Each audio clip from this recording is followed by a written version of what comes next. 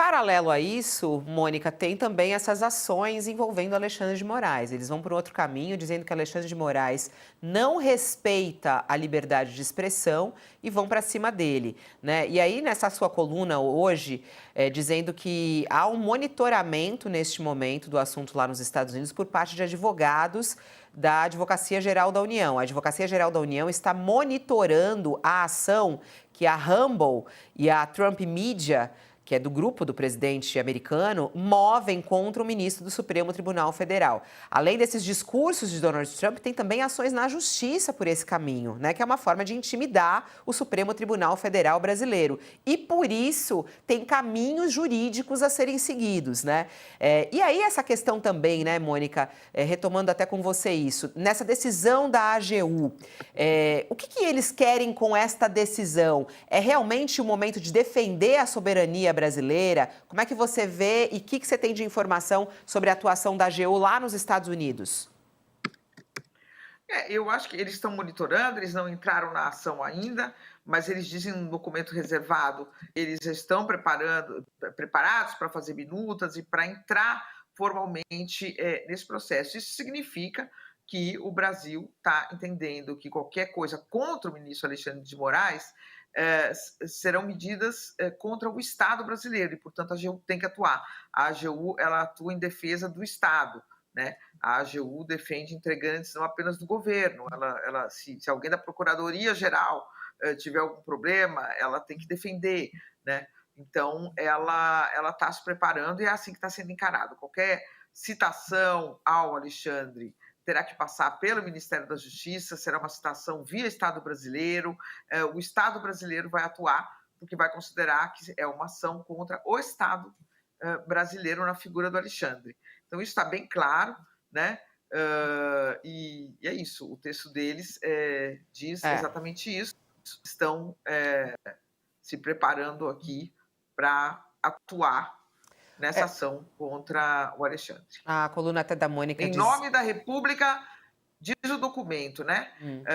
Estão preparando minutas de intervenção processual para entrar no processo da Flórida em nome da República Federativa do Brasil. Ó. Então, será a República Federativa do Brasil que estará representada e não apenas o Alexandre de Moraes. E isso é muito interessante, né, Josias? Porque, por exemplo, essas duas empresas, até na coluna da Mônica ela traz esses detalhes, as duas empresas acusam Moraes de emitir ordens ilegais para censurarem usuários de suas plataformas, suspendendo seus perfis. Eles usam aí que Moraes, ele não respeita a liberdade de expressão desses usuários, né? E de acordo com as companhias, ordens de silêncio foram emitidas pelo ministro para suspender contas de usuário politicamente controverso, tentando censurar um discurso que é considerado legítimo nos Estados Unidos. Com isso, na opinião dessas empresas e no argumento utilizado pelos seus advogados, Alexandre de Moraes estaria violando as leis dos Estados Unidos.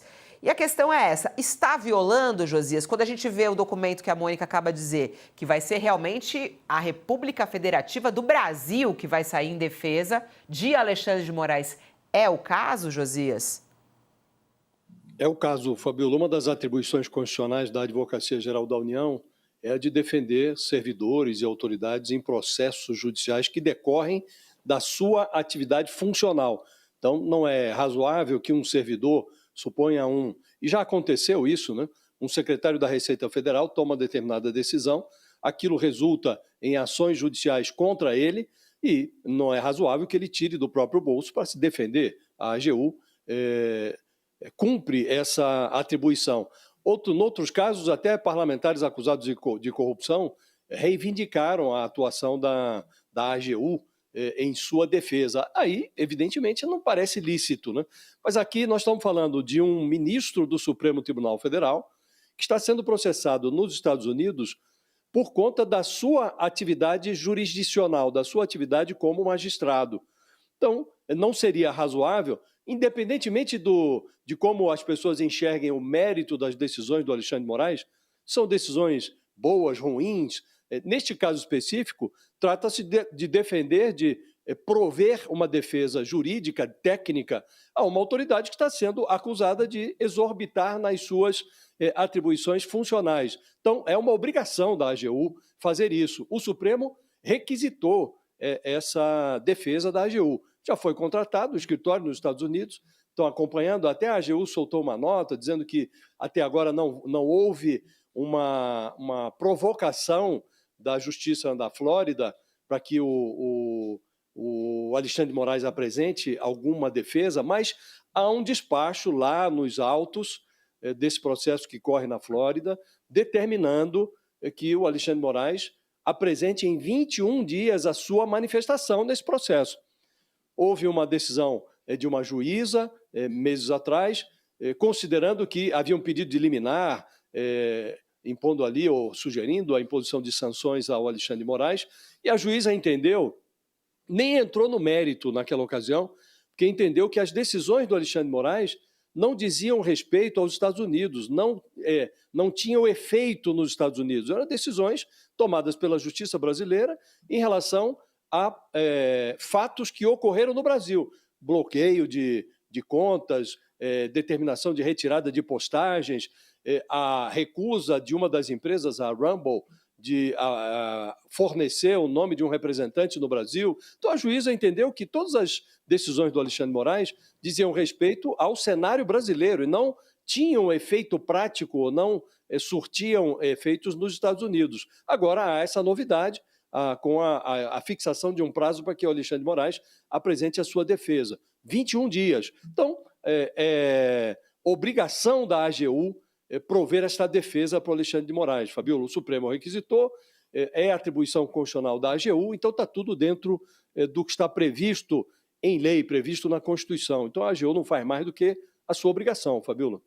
Além da questão jurídica, tem também o discurso, né? A Mônica Bergamo também entrevistou e conversou com o Mauro Vieira a respeito disso.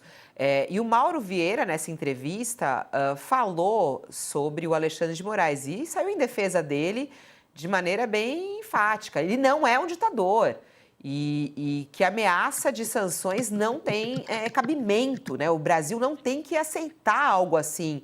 É nessa linha, assim, a defesa ela também acontece dessa maneira bem forte, política, né, Mônica? E é por isso que as pessoas até falam, tem essa dobradinha que é o governo e Alexandre de Moraes. Quer dizer, quando Mauro Vieira fala isso mostra realmente que eles estão alinhados?